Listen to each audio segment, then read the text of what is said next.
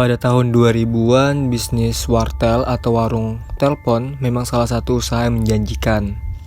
Waktu itu di tahun 2000-an, handphone seperti Motorola atau Nokia harganya memang sangat mahal dan tidak akan bisa dibeli oleh masyarakat menengah ke bawah.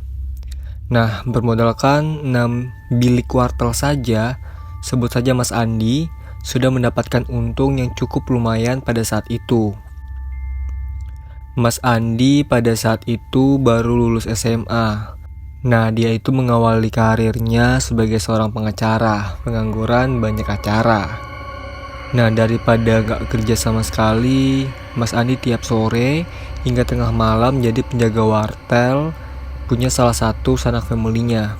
Nah, dapat disimpulkan bahwa sanak family dari Mas Andi ini cukup kaya, karena bisnis warung telepon pada zaman itu cukup lumayan mahal. Nah, warung telepon itu letaknya di jalan utama masuk desa tempat Mas Andi tinggal. Nah, pada suatu malam ada sebuah kejadian kecelakaan di tikungan jalan yang tidak jauh dari wartel itu. Yaitu ada pengendara sepeda motor yang diduga mengantuk sehingga menabrak sebuah pohon trembesi. Helm yang dipakainya ternyata tak mampu menolong nyawanya. Pengendara sepeda motor itu pun tewas di tempat dengan kepala hancur berantakan. Bahkan juga karena sangat mengerikannya, tak ada seorang warga pun yang berani mengambil isi kepala yang tercecer di jalan dan di pohon itu. Warga lebih memilih untuk mengatur jalan raya agar tak melindas badan serta ceceran darah pengendara malang itu. Evakuasinya dikerjakan sesudah datang polisi serta ambulans.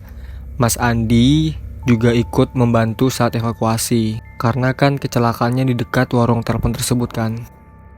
Nah, sepeda motor yang dipakai pengendara itu ringsek di sisi depan karena menabrak trem besi. Namun waktu dievakuasi, Mas Andi serta warga tak menemukan kunci kontak sepeda motor itu. Jadi kunci dari pengendara bermotor itu hilang. Mungkin saja karena lantaran kerasnya benturan, siapa tahu kuncinya terpental dan hilang. Nah, beberapa hari setelah peristiwa itu, pohon-pohon di dekat tikungan dicat putih oleh warga agar pengendara yang melalui tikungan tersebut jauh lebih berhati-hati. Jadi kan di tikungan itu ada beberapa pohon gede, besar. Nah, itu dicat sama warga sebagai awareness lah buat pengendara biar lebih berhati-hati. Nah, pada malam Selasa, sekitar 7 hari setelah peristiwa itu terjadi, Mas Andi seperti biasa menjaga wartel. Nah, malam itu wartel tengah sepi. Mungkin saja lantaran hujan dari sore. Nah, jadi suasananya itu sorenya hujan, jadi malam pasti dingin ya. Jadi jarang orang yang mau ke wartel di malam hari yang dingin. Nah, seperti biasa, Mas Andi berjaga sambil bermain game watch. Jadi Mas Andi ini jaga wartel sambil bermain game. Hingga sekitar jam 9:30 malam, tak ada pelanggan, beneran kosong gitu kan.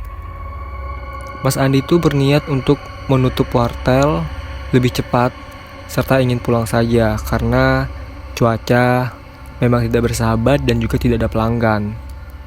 Namun, tiba-tiba dari arah pintu masuk wartel yang berada persis di samping tempat duduk Mas Andi, seperti ada sosok bayangan yang melintas. Mas Andi kaget, ia celingak-celinguk tapi tak ada apa-apa. Akhirnya nih, dengan tekad yang bulat, Mas Andi memutuskan tuh untuk segera menutup wartel dan pulang. Namun saat Mas Andi ingin mematikan komputer server, Mas Andi heran.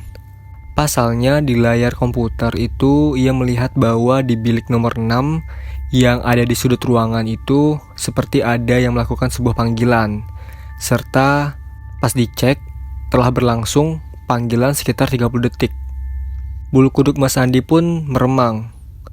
Lantaran ia tahu tak ada siapapun di wartel itu selain dirinya.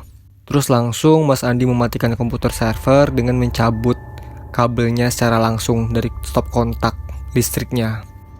Lampu-lampu pun kemudian dimatikan. Ia pun langsung keluar dari wartel dan menguncinya tanpa mengecek bilik-bilik tersebut. Terlebih lagi bilik nomor 6 tadi yang ada panggilan telepon. Nah, sesudah pintu wartel dikunci dari luar, dengan terburu-buru Mas Andi melangkahkan kakinya meninggalkan wartel dan pulang ke rumah. Nah, ini keesokan harinya Mas Andi itu ada kedatangan tamu yang diantarkan oleh Pak RT. Tamu itu ternyata ayahanda dari korban kecelakaan 7 hari sebelumnya. Bapak itu mengakui bahwa tadi malam ia mendapatkan telepon dari seseorang yang menyampaikan bahwa kunci kontak sepeda motor anaknya itu ada di bawah akar pohon trembesi. Dan ternyata setelah dicek memang benar di situ ada kunci motor dari pengendara motor kecelakaan kemarin. Menurut bapak itu, suara penelponnya sama seperti almarhum anaknya. Namun penelpon itu mengaku bahwa dia bukan anaknya, jadi dia itu mengaku kalau dia adalah penjaga wartel di desa dekat tempat kecelakaan. Jadi asumsi bapak itu, Mas Andi ini adalah orang yang menelpon tadi malam. Padahal kenyataannya Mas Andi tidak menelpon dan juga tidak tahu menahu masalah kunci motor tersebut kan. Nah, sesudah mengatakan itu, sambungan telepon mendadak dimatikan oleh si penelpon. Jadi setelah menyampaikan kalau kunci motor itu ada di sini gitu kan, terus tiba-tiba penelpon mematikan teleponnya. Mas Andi pun kaget mendengar perkataan bapak itu. Ia pun menceritakan kejadian aneh yang dialaminya tadi malam. Baik Mas Andi sendiri, Pak RT, maupun bapak dari korban kecelakaan itu pun semakin heran serta tidak mengerti dengan peristiwa yang terjadi semalam.